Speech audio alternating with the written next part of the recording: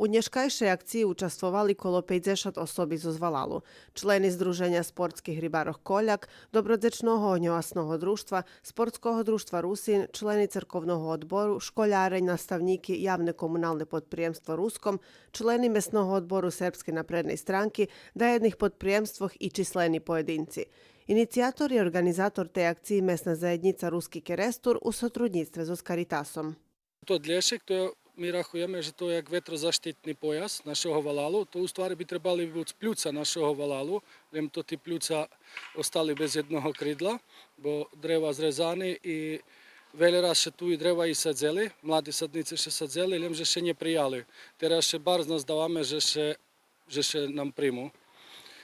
Budeme sadzic gu vodici, kolo drahi, budeme sadzic na ozeru Mickey Mouse, na Robotnickej ulički, tam gdje to ta dziva deponija še pravi, gdje teraz še ona rozgoruje i tam predvidzeni sadni materijal da še zasadze.